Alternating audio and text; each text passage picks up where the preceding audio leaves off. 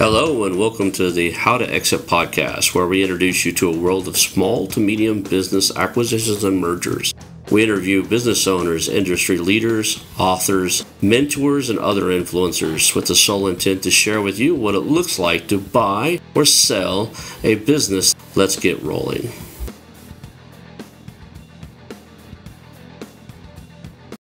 And now a moment for our sponsors. I want to highly recommend you get Acquisition Aficionado magazine. Every month, Acquisition Aficionado magazine brings you tactics for business buying and selling you won't find anywhere else. Learn firsthand from industry leaders who share their success stories, featuring in-depth interviews and stories from leading figures in the business acquisition industry. This multi-platform mobile magazine speaks to acquisition entrepreneurs wherever they are in the journey. And I want you to visit acquisitionaficionado.com today. Hello and welcome to the How2Exit Podcast. Today I'm here with Ray Drew. He is one of the top SBA lenders, and we're going to hang out today and talk everything about getting SBA loans, about small business acquisitions, and hopefully have some really cool stories from you, Ray. Thank you for being here. My pleasure. Awesome. Well, we always start with kind of the origin story. It's been a long time, probably a couple of years since you've been on here. We were talking beforehand. I don't think you've been on here since we moved to California, which is at least 2.5 years. So tell us kind of, who you are and how you got into the SBA lending, and then we'll get into the details of stuff. I cannot believe that, Ron. I mean, I had a baby, my first kid, between now and then. So I'm a completely different person, but I'm still doing. It changes you. Yeah, got a daughter now. She's already 1.5, a little bit more than that, actually. But yeah, no, I mean, I'm an SBA lender since I was 22. I'm 35 now. So my whole career has been all about small business financing. And I just fell into it like many people in my industry did. And I fell in love with it because you're able to, I go out and develop my own business. So I have that sense of entrepreneurship within me. To come do things like this, to come, spread the message and try to help folks get through the SBA loan process, typically to buy a business. But I also get to play a part in that role, which is just phenomenal. So I was just looking at the numbers just since 2021, because remember 2020, there was like this, I almost call it like a renaissance of acquisition for the small business space, because previous to that, and by the way, Walker Deibel's book, Buy Then Build, came out around 2018. So sure, that certainly created an army of buyers.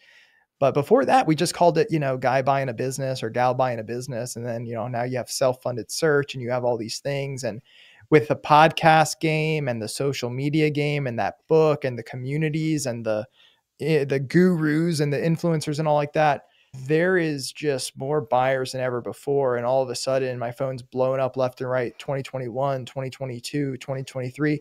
So since 2021, I was just looking, I've done $165 million worth of SBA 7A loans, just myself and my team, of course, but that's ones I've originated, which is more than I did the previous 10 years before that. But that's all I've been doing pretty much ever since college. Oh, wow. So I knew it picked up. I came in right as COVID was hitting. I had sold or basically shut down and sold my real estate investment firm to my business partner. So we just split up the real estate. It wasn't a big exit or anything. And then I was looking for something else to do. I started getting into this space, and it was kind of one of those obscure things. I found 2 or 3 people that were teaching it, and I found Walker's book. I found the Harvard Review book. I read a couple of books. I got myself about a little bitty thing about a pest control business, and I say I bought it. I started to buy a pest control business, and we pretty much just bought their equipment because they weren't up for regulations and stuff. And then the next thing I know, I realized how wrong I went. So I started getting those gurus and finding them. And since then, now there's just a lot more people teaching it. A lot of people that have been teaching it for a long time. They were just, kind of, I guess they laid back for a while. And because a lot of the people you see now, they've been doing it for a long time, but they're back to teaching it. A lot. And by the way, there's some good and some bad, and you've got to be watch out for that. I've worked with a lot of the folks at Acquisition Lab, which is Walker's accelerator or whatever. And I've got some friends that do a boot camp over in the Tampa market. You probably are connected with them as well. But then I also see folks who are pitching that, You don't need money, you don't need experience, you don't need nothing, just go buy a business. And I field those calls and I have to tell them like, no, that's not exactly the case. Like if you're trying to buy a business, you do need to put some skin in the game. I would say 99% of the time. There are some exceptions, but certainly by and large, banks want you to have skin in the game. It's just like a foundation of lending, period. And you've got to have the right type of experience. I mean, it's critical. I mean, you're coming into these living, breathing things. It's incredible how much stress the small business owners deal with, especially when you're taking like these businesses that, a founder has grown from nothing to this big profitable business, and we're placing 90% leverage on top of it in many cases. And even if it's with a seller note and SBA, but you're typically 90% leverage. All of a sudden, you buy the business. Yeah, what was on paper is one thing, but like you have that stress of that payment now. That's a lot to carry on yourself. And so if you're buying a business, you don't need to know exactly how to operate that specific business. That's very rare that you would come in and know the industry inside and out like the seller, but you certainly need to have some managerial experience or some relevant experience or some financial literacy, experience managing a P&L or a budget specifically would be ideal. So I do like to take a second, when I come on these things to dispel some of those sort of like myths, I guess you can say that some of the folks are putting out there. Yeah, and I've worked with some of those guys, and what they're not telling you is it's not no money down, and it's not even, to some extent, it's not even none of your own money down because you still have to pay for certain things.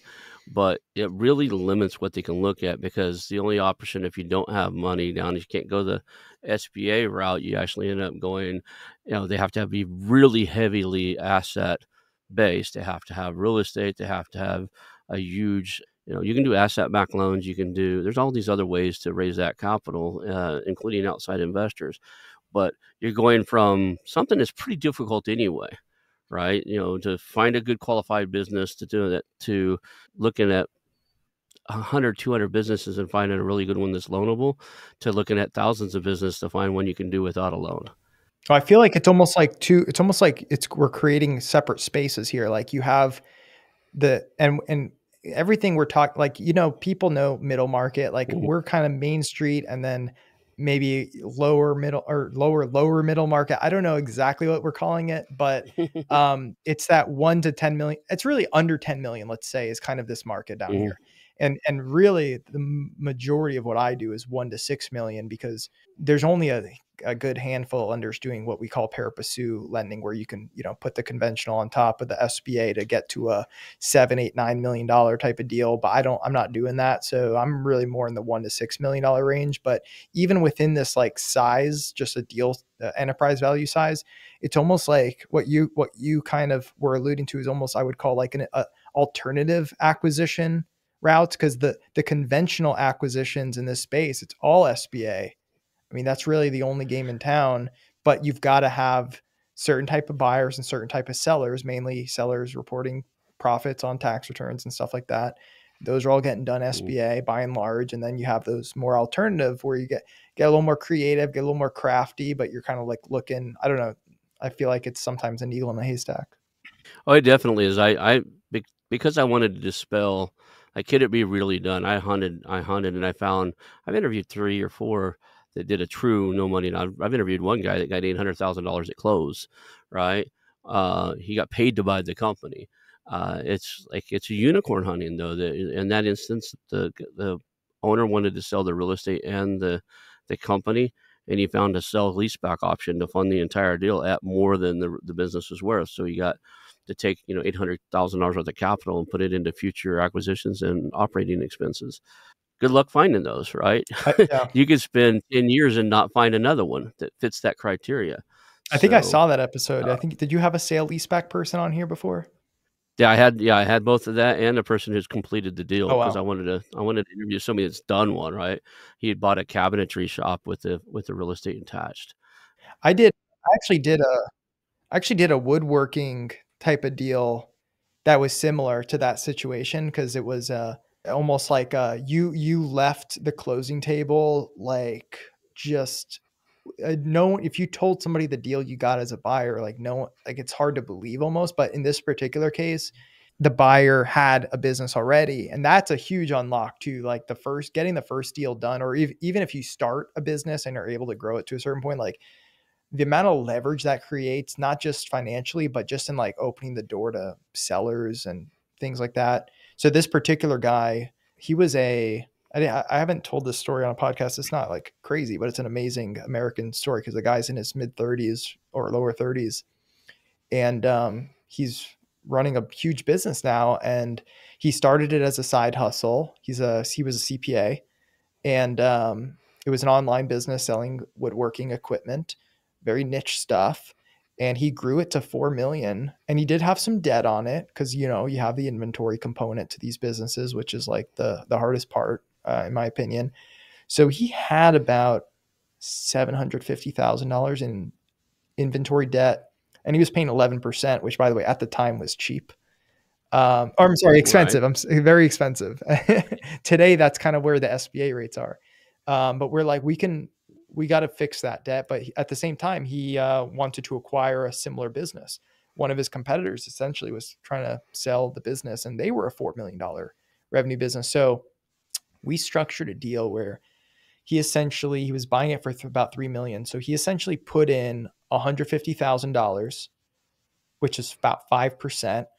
And he walked away from the closing with doubled his business, went from 4 million to 8 million overnight.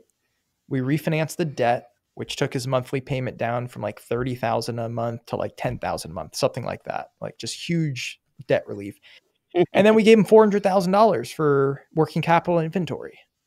So where's the down? That's like such a crazy unlock. And it was totally, prudent lending because you got cash flow all around. You got a buyer with industry experience. Like, it just made sense. I think you could overcome the money aspect with the right series of companies, something that's very asset heavy, faster than you can the experience, right? I would say not having managerial experience, and not because I see people all the time that come onto my meetups and stuff and like, I'm going to buy a business. It's cool. What have you done before? Well, I've been an employee on a W-2 for the last 15 years. Awesome. Have you ever had P&L experience whatsoever? You ever been responsible for profit and loss or managing large groups of people? No, but I'm ready to take that on. And I'm thinking, you better get really creative and find somebody that's going to work with you for a while, because I don't think you're going to be SBA lendable. They look at some of that. SBA acts a little bit like, a standard investor would. Can I back this horse? Right. Right. Can I bet on this horse? There's a little bit of, vetting you that goes on, and he didn't get that. He didn't, one or more than one person said, well, it's just a loan. They're going to loan to me if the business is right. I was like, no, you're a component of that business, right? You're the operator. I've been seeing that for so many years. Like, why do you have to look at my personal credit? First of all, red flag right out of the gate. But it's the business. Well, who's making payroll? Is it the business? Who's writing the loan payment check every month? Is it the business? No, it's a human. It's you. And of course, we're going to look at your credit history and your experience. If I put a 12-year-old in there, it's not the business, right? No, it's a 12-year-old running the business. That's not going to work. So I had one just like that guy come to me, because I try to make myself as available as possible. And he's like, I'm going to buy a company in this industry. And it's an industry where you kind of do want experience. There's a handful of industries where it's like, you kind of want experience there. And he's like, I don't have that experience. What do you recommend? And my answer in that case was, go get that experience. Like, why are you buying that particular business when you know nothing about it? And that is sometimes, fine if you have a really strong management background, but you got to think to yourself, like, what am I bringing to the table? I mean, if you have to go get a partner for the money, and you have to get a partner who knows how to run it, why are you involved? It's got to make sense for the buyer as well. You can be really good at business and financials and numbers, and then find somebody who's good at the general operator. Like, I don't think you have to be a great painter to own a painting company, but you better be something to that business that's critical. A great sales guy, you probably understand, colors and, how things mix, match, and what happens, and some of the logistics of the business too. Because as in any business, I always call it the BS meter, right? You better learn enough knowledge and know when something's off or wrong, right? You go back to painting. I grew up a painter's son, so I have a little bit of insight. I probably painted more houses than most, right? Hundreds and hundreds of houses. You can't do that when it's over a certain temperature outside or under a certain temperature outside. And you can't, certain paints can't go on top of each other. Latex on top of oil-based paints is a really bad idea. They don't seal and attach.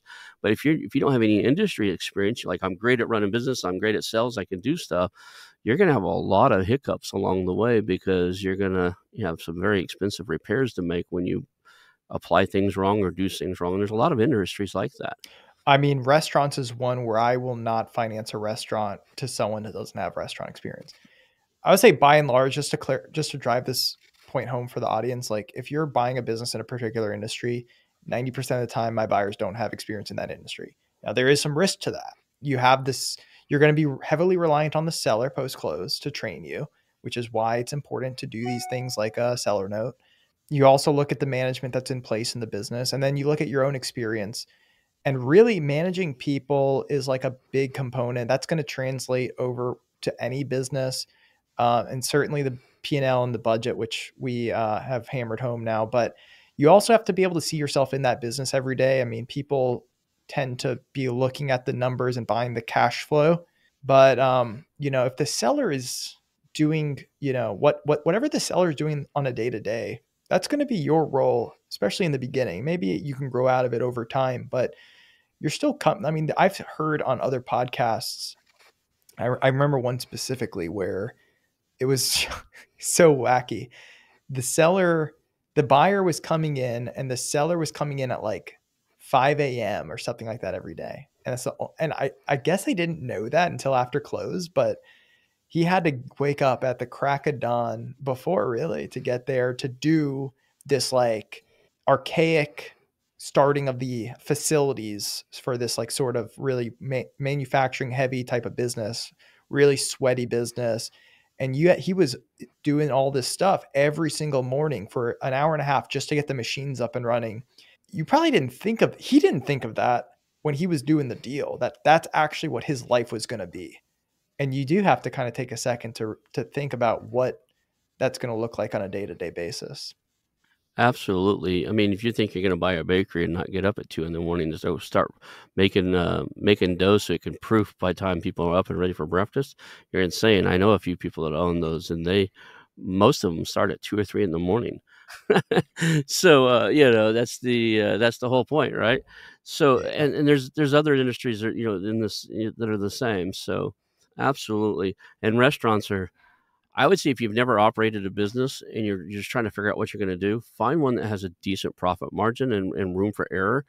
There's things like restaurants and stuff that typically operate at 3, 4, 5% profit margin, unless it's a very specialized like beer and pizza, or there's a few outliers inside of the restaurant industry that are high profit margin, but they're not very many. Right? Basically, it's sandwiches and pizza and alcoholic beverages. They do good profit margins, and everything else is lean. Like your wait staff and everything else will eat you alive. There's a lot of industries like that. I'm sorry, I stepped on you there.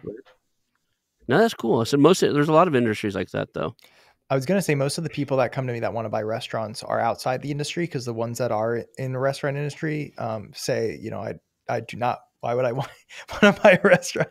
But I don't mind restaurants. Franchise restaurants also offer a little bit of extra support. I've done.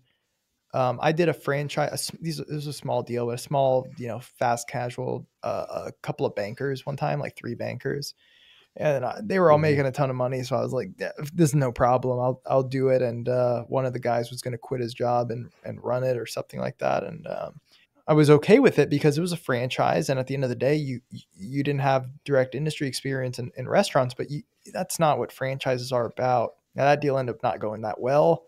That was pre-COVID, and they were in an office building at the bottom of an office building. So that kind of hurt, but they repaid the loan. They didn't default on it, but like, you're still not happy when you're having to pay this loan back and your business isn't profitable. But one thing that's really, I get a lot, I get it every day. I've gotten it 1,000 times. It's, what does the SBA think about this? So we're touching on it right now. I'm giving you my opinion.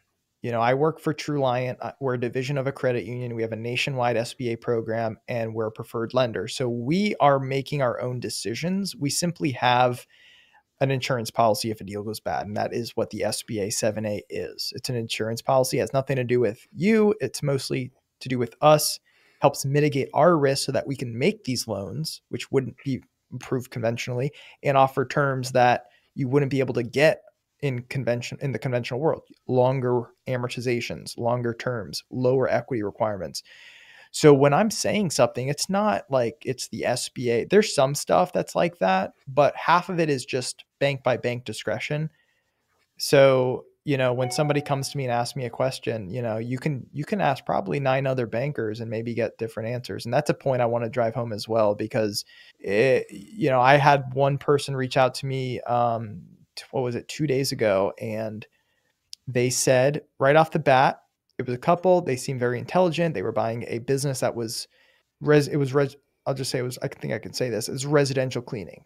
It's a business that's very physical. You're in the field, and they were not local to the business. They had a plan to go there. They had family there. So I understand they were buying a business where they have some roots, but they had no intention of moving there. So they were going to run it remotely.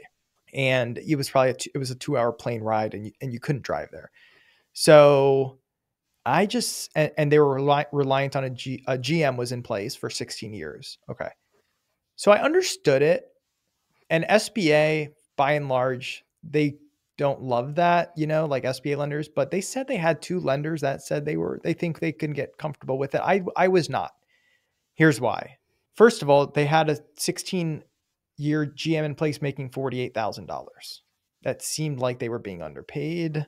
Why were they there for 16 years? And I asked the question, why are they not buying the business? And they didn't know if they were approached. Fine. Not everyone wants to own a business. Totally understandable.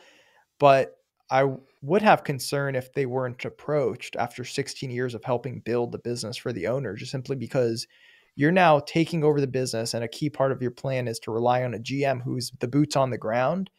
And the day after closing, they are finding out about the closing, and they may not be happy about that. And then all of a sudden, if they leave and you're 2 hours away, I mean, I don't know. I wasn't comfortable with it. But the point is, a couple other lenders supposedly were, and that's fine. Everyone's going to have their own decision-making processes. Yeah, there's something to be said by that too, because not all SBA lenders are equal, and some of them have preferential markets they deal with. Like there are certain SBA lenders that just don't touch anything that's e-com, right?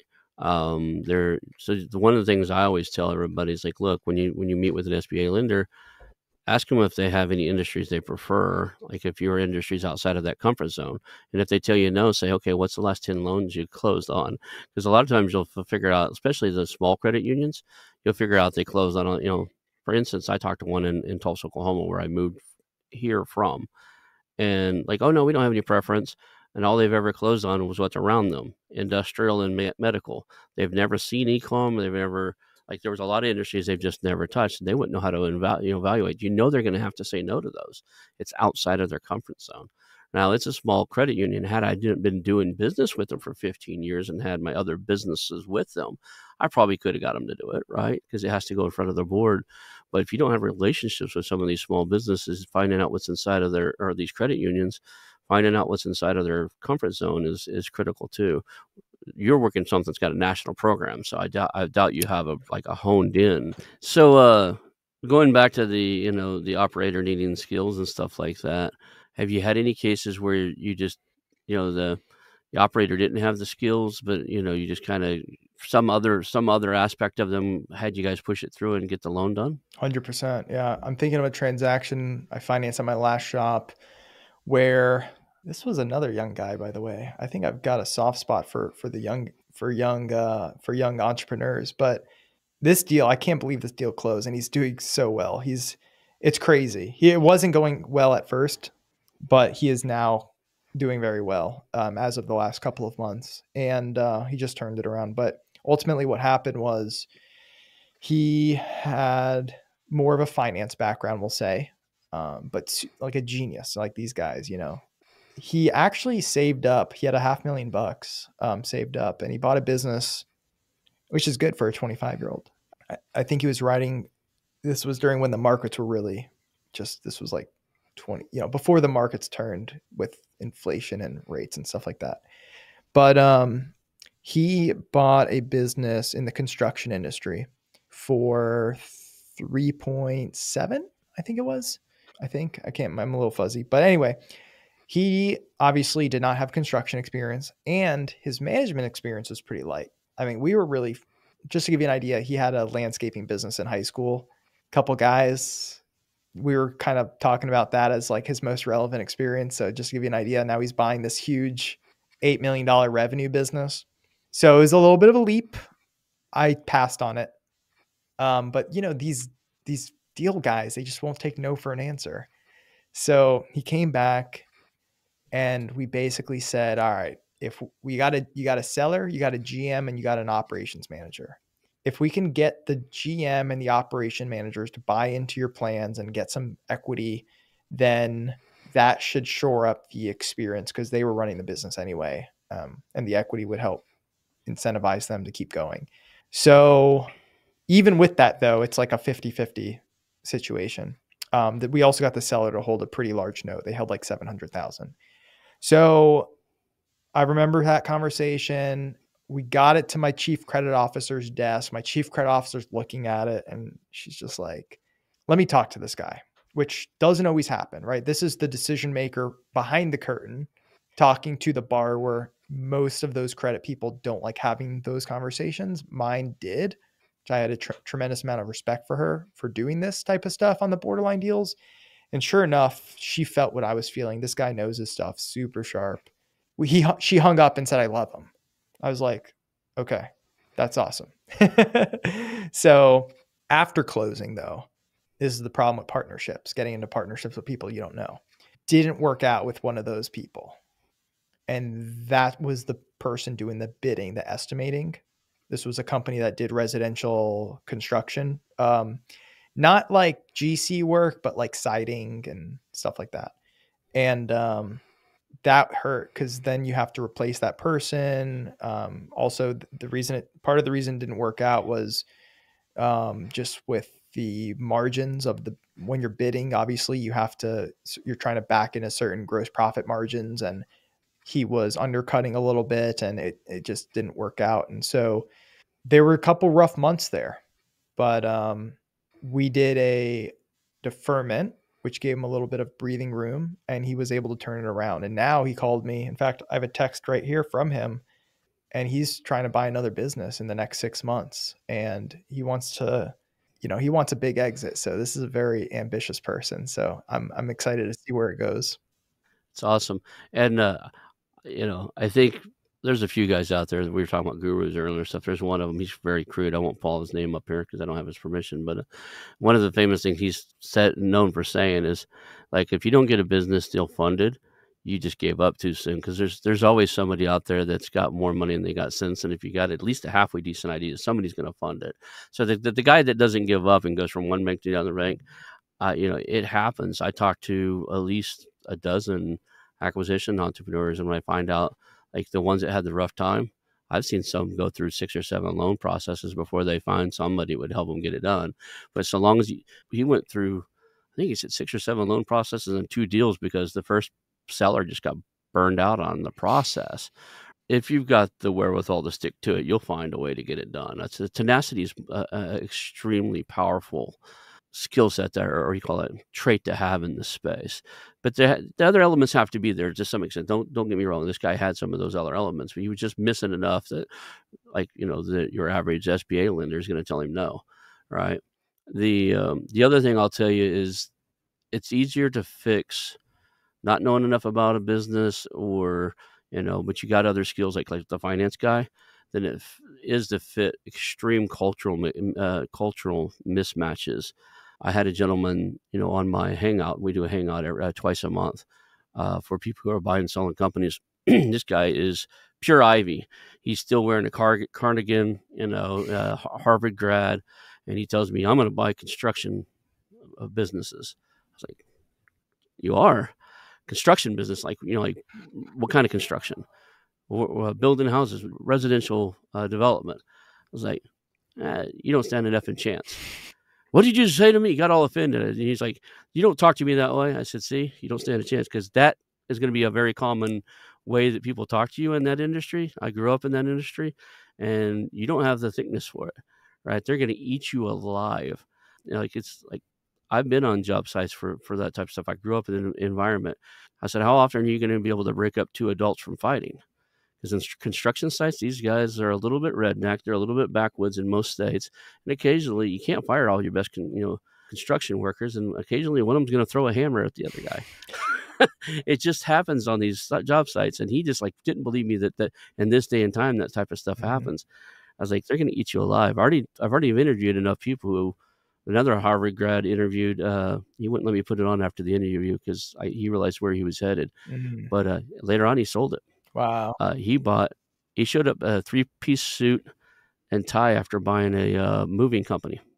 Why would you? I agree with you, by the way, on the construction thing. Like, that's one of the industries where you've got to at least be adjacent to, if not in the industry. And it's funny you actually mentioned that, because I have a great example of all of this, which is this business I financed. I think that was about 1.5 years ago now. No. I don't remember. It's all a blur ever since having the daughter.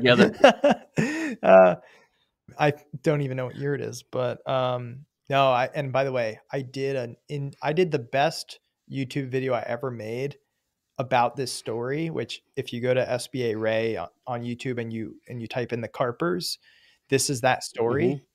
And this was one where it was a young couple. By the way, they had their first kid during the loan process, and it's a construction business acquisition where they were actually doing big home remodels and builds for property owners. Because you can't do spec house deals with SBA funds. So that's not a eligible business, side note. But so this was just a typical high-end residential contractor type of business acquisition. And the person who had the in-depth construction knowledge, probably actually the most knowledgeable construction person I know, was the wife, and the husband was more of the deal guy. And so I, at one point, because we had a couple hurdles, I said, I don't remember if I said, like, why are you still fighting for this deal? Or do you think this is a sign that, this is not the one? And because, it was just one of those things where it was like, I always say a deal is going to die at least once before it closes. But, this was like a three killer type of deal. And we ended up closing it, but he would not give up. But I just think it's amazing that his wife is like just a genius when it comes to construction. But being a female in that particular field out on the job sites is definitely, we didn't really get into it that much because I didn't want to make the episode about that, but I have to imagine that's got to be very difficult. So anybody's listening to this, if you're new to the space, you haven't heard one of these other shows, what is the process? Because people mess it up all the time. They go negotiate a deal and they bring it to you, and you have to give them the sad news that, oh, congratulations, you negotiated something we can't close on, right? We got to give Bruce Marks credit to that one. Yeah, it's definitely his statement. Yeah, he's the one that probably he said that. And I was like, yeah, that is definitely something I picked up there. Yeah. But I've read so many books, listened to so many podcasts, and I don't know if I have original thought anymore. It all came from somewhere else. So everything I say, we'll figure out where the origin comes from. If you really want to know, we'll figure out who said it. But no, we can get into the process. The process is, that's the number one question I answer every single day. Let's really break it down here, because I want to give your audience a clear understanding of the process. Let me start with this. The loan process for an acquisition doesn't dictate the timing. There's so many things running in parallel. There's the loan, there's the APA agreements being negotiated, or stock purchase agreements. That is following your due diligence period. We have business valuations going in the background. If there's real estate collateral, we're doing due diligence on the real estate. We're getting title policies. You're getting life insurance. We're underwriting the loan. So all of this is happening in unison. what you need in a lender is someone who can be clear, follow through, be responsive. And typically, I think a business acquisition takes 60 to 90 days. I usually say, let's shoot for, if you're going under LOI, ask for 90. That's pretty reasonable. Let's shoot for 60. We can definitely roll out a 60-day process, and I can tell you exactly what the benchmarks will be, but something's going to come up somewhere, and you just want to have a little wiggle room to be able to say, hey, this is a problem. We did not know about this. Give me a week. Let's deal with it, whether it's the landlord issue or just a negotiation point with the seller that holds things up. But something's going to happen. And so that said, I want you to think of the process in 3 parts. The first part is pre-approval. This is where you're talking and having those initial conversations with the lender, and they're just trying to understand, is this something we can do? Is this something I can get approved and closed? If so, how would we structure it? All right, let's put that into a term sheet or a proposal or whatever. And let's go ahead and collect a good faith deposit. That's you basically as a borrower saying, all right, I'm going to go with you. I'm going to put my eggs in that basket, and I'm going to trust you to get this the rest of the way. That's just your first week, essentially, is getting that pre-approval. There is one thing I'll add to that, which is there's 2 mentalities from SBA lending community on these term sheets. One is, all right, it cash flows, here's your pre-approval, if that. And the other is someone who is my approach really, is wrapping your arms around the transaction at a pretty good level, and going a little bit deeper and getting the buy-in from the people who are actually going to give you the approval internally, whether it's your credit officer or a committee, and then putting out a term sheet where, if you're like me, you're following through at a rate of 100%, knock on wood, because that's, it's hard to keep that up, but over the last 3-4 years, that's where I'm at. So 2 different worlds, okay? Because just in the last month, I've picked up 2 deals that went 6-8 weeks at other banks, got to the last minute, they decline, and now we've got to come and pick up the pieces. And I got to call someone after this, in fact, who's been working with a bank for 2 months, and they're getting the terms switched up on them. And now the seller is wanting to pull the plug, and it's a whole thing, and it happens far too frequently. And it's simply, sometimes it's bad luck, but sometimes it's picking the wrong lender. So that's step 1. Step 2 is underwriting. This is where the underwriter comes in and goes deeper than that salesperson, like myself, you talk to at the front of the process. And they're doing the work to create the SBA credit memo, which could be anywhere from 20, 30, 40 plus pages, outlines the whole scenario. That's what gets put in front of that final decision maker. Underwriting, I would expect to take place within about 2 weeks. And once it's approved, you get a commitment letter. That's when you know the financing is in place. So around this time to get your commitment letter, you should be about a month into the process. You should be finalizing the due diligence side of things around this time. And we should be going into the back half of the transaction, which is closing. Closing is the final leg of the SBA process. You're going to start the purchase agreement negotiations during this time. You're also going to get hit with a big SBA closing checklist that includes a bunch of random stuff like entity docs, insurances, your non-compete, the seller note, the equipment list. It's a bunch of different things that you've got to go track down. And that's really what drives the closing timeline. So all of these different things, lease, landlord consent waiver, which is another document, all of these things have to get buttoned up in the closing process. Closing is where everything just gets nailed down, buttoned up. Every T has to be crossed, every I has to be dotted. And once all of that comes together, you're about a few days away from closing. And to me, I'm typically seeing, we're targeting 30 days from that point of commitment letter to get to the closing table. But I've seen 45 days. I've seen 6 months sometimes because of the landlord, right? It's just, it varies, but certainly I would expect a 30 to 45 day process. And that would bring the whole thing to around 60 to 75 days. And there is a lot of legwork. My overarching advice is, you as the borrower, drive that deal. Don't assume other people are doing it. Pick the right deal team. And I've seen, deals go very smoothly if you do all those things correctly. And that would be the That would be the biggest. And by the way, the interest rate is a big factor when determining a loan, because when you're looking at the term sheet, you're looking at, oh, who's got the lowest rate, right? Well, everything I just said is equally, if not more important than the interest rate, but it's not going to show up on a proposal or a term sheet. You've got to ask the questions and vet your lender so that you can make the right decision.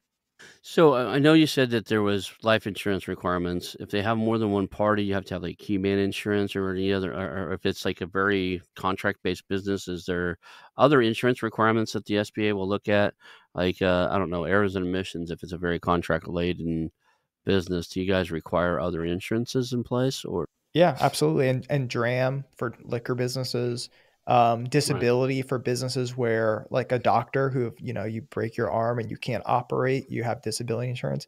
We get business interruption insurance, which basically just gives you a set amount of payment every month for 6 months if your business is completely interrupted, like a storm or a pandemic or something. And that amount usually Mm-hmm. covers the SBA loan payment. So it's a mix because you have all of the businesses that are required just to operate. And then we might go a step further in certain cases in certain industries with things like errors and omission, DRAM for liquor, disability. That's about it. And then life insurance is kind of a separate issue because that's not for the business. That's more for you personally. And that is something we typically require. It's deal by like just a rule of thumb to give you an idea is we require it for however much unsecured exposure we have. So like loan amount minus whatever collateral we have, life insurance gets put there in the difference. And on most of these deals, if you're looking at large deals, I mean, they're by and large very much under and unsecured. And so you have sometimes life insurance policies like the one I mentioned earlier where we financed that solar company. I mean, his life insurance policy was 4.8 million. It's a big policy. Luckily he was young, but it sometimes takes some time to get that into place. So it's one of those things we always recommend starting early. That would be a roadblock for me. I'm 52 and got weed issues, so like a lot of I'd have to go through a bunch of life insurance vendors. We have life insurance, but it's through an employment, and they can't tell us no, right? So I think it would be difficult for most of these life insurance because I've tried to put it in place with key man policies before, and they would come out and say, "Oh, it's your height and your weight. We're not going to do that. You got to do this. You got to lose this amount of weight." And I'm sure there's other but I'm saying it would take time because we'd have to cycle through a few. Have you ever had deals that just don't close because somebody's not insurable? Yeah, I was just gonna say, I've seen it kill a deal because at the end of the day, I mean, Hmm. when you're talking through the why behind this, obviously it's a tough issue to talk about because it's what happens if you die, right? So if there's collateral, you liquidate the collateral, assuming your family doesn't want to take it over and continue making the payments, and then you're paid. But in most of these acquisitions, you don't have that collateral. So, if you get hit by a bus, the life insurance is there to pay down or pay off the SBA loan, and that solves the problem. But if you can't get life insurance, then the next question we as a lender will usually ask is, what's your succession planning look like for the business? And so if there are, hey, my son's in the business or my brother, is here and he owns a similar company and it all kind of makes sense, and it's easy to kind of plan for that and understand that, then you could make a decision where we document our file and say, hey, he cannot get life insurance, or it's just astronomically high. He's went to 3 different companies. Here's the denial letters and here's the succession plan. We're okay with that. But there are some businesses where the succession plan is not there and you can't get life insurance. And at that point, you're just gambling. So those typically don't work. I was curious on that. What are some of the other things that most people don't think of before they go into this? Is there any other gotchas or anything else that somebody like you said that you guys go up to the full SBA, which is the 5 million, and you said there's a couple companies out there. There are companies that go above that. I'm really wishing, and I'm trying to get somebody from the high up from the SBA to come on the show. I'm really wishing they would open up the program a little bit more. There's still a gap between what SBA will do and what PE will do. So there's an unserved market inside of there from that $5 million acquisition price, probably all the way up to 10 or 15. And I think the SBA could reduce their risk as far as insurance on insuring those loans. Because right now they do, like, what is it, 75% what's the insured amount? Yes, it's 75%.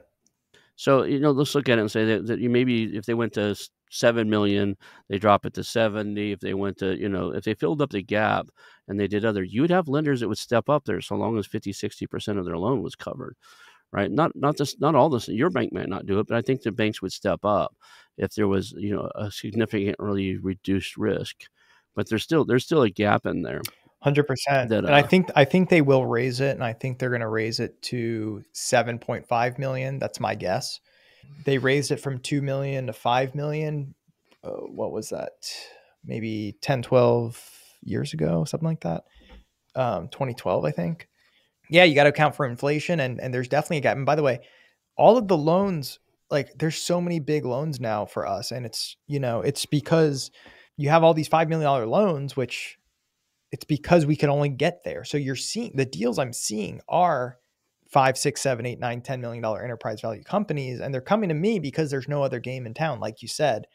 Couple problems though. The handful of lenders doing the conventional on top of the SBA, now they have a little bit more stringent guidelines to do that, but their exposure, to your point, is ultimately, if you're doing a $7 million deal with a $3.75 million guarantee, you're basically having a 55% guarantee. So right away, if you gave them a 55, 60, 65% guarantee on a larger loan, they would do it. But there's still a lot of lenders that, even with a 75% guarantee, there's no way, at least at first, where they're going to do a $7.5 million loan, because their exposure on that loan is still really high relative to the size of the bank. And they just cannot, I mean, most lenders won't even do a $5 million unsecured loan right now. So of course it's going to be lender by lender, but absolute game changer. If they open that up, we would do them, we would definitely do them. And I think that it will happen. It's just is taking a little bit more time, because so much of the emphasis at the SBA is on the small guy and doing the small loans. Focusing on the upper end, in my opinion, creates a little bit of the appearance of, hey, we're helping these big businesses, which, you and I understand, first of all, that's not the case. And also we're creating jobs. It's all about job creation at the end of the day. So I think people at the SBA are very receptive to that, but I can't remember, or I don't fully know if it's going to take congressional approval to do that increase. And that, of course, it would be a different story. Yeah, it's a nightmare to get anything like that done. I caught something you said in there. It sounds like there's some compression to where some businesses come to you and they get sold for undervalued just to slide underneath the SBA radar because they know that's the only way they're going to get sold. Is that what you're saying? It's like some of these deals are true on paper are worth way more than bigger seller notes. Yeah. So they're doing more seller financing, which is a good thing. But I mean, I'm doing one deal right now. It's actually not an acquisition. It's a refinance, but they have a $6-point-something million loan, and they are trying to refinance debt. It was actually one of these Main Street loans from the COVID era, but those were done on 5-year balloons. And can you believe it's been almost 5 years? So next year their note matures. So they're trying to be a little bit proactive. And so I'm good for 5. I told them. They're having to get mezzanine debt on top of that. And that's hard to find, but they know someone who's doing it, I guess. And that shouldn't be the case. I mean, this company's been around for decades, and they don't have conventional financing options. And the SBA is their last hope, and they're short $1.5 million. And you're having to search the country for someone who's willing to lend in second position, like without a tremendous amount of collateral to support. It's like finding a needle in a haystack. And guess what? If they don't do it, and if their note matures and the bank forecloses on the business and they shut it down and lose all their jobs, and it's a $20 million business, by the way, revenue wise. So they got a lot of jobs there. So you take those types of cases to the SBA and say, this is why we need this increased amount. they're going to be very receptive to that. Right. And business get in trouble when things like that happen, because when it comes down the wire, they'll find the money, and they'll find it from invoice factoring and some of these other things that are usury, right? You see some of these, like, loan you overnight for invoice factoring and some of this other stuff that can happen. They're 18, 20, 25%, and they have maturity dates that are like fairly short. They're short-lived, so you have to kind of roll them into each other. And Right. I've seen a couple guys that were able to buy businesses they call turnaround, just because they got so tangled up in what we would in the civilian world would be payday loans, right? That there's these factoring of invoices. They got so tied up into them that they were going to lose the business anyway, so they sold it for what the loan amounts were, and somebody could come in with cash and straighten the whole thing up, and it all came from some balloon payment or something else that triggered them into a panic mode. I just looked up at the clock, and we've already been over an hour, man. Just hanging out with you and chatting. Let's cover some cool stuff here. Like, how do people get a hold of you? And how do they find your pod? You have a great podcast. How do they find that? Let's and then we'll do one little short take at the end. So first of all, how do people get a hold of you? Yes. I would send people to my YouTube channel, SBA Ray. That's where we put a lot of educational content. The podcast is the Art of SBA Lending. That's another channel I have. That's actually, I started that one in 2019 to help SBA lenders hone their craft. So if you're interested in the more inside baseball stuff, that's where we go for that. And then, of course, you can email me. It's ray.drew@trueliantfcu.org. Awesome, awesome. And if somebody can only remember 2 or 3 things a day, what would you want them to have as their takeaways? What would you want them to walk away from with this show?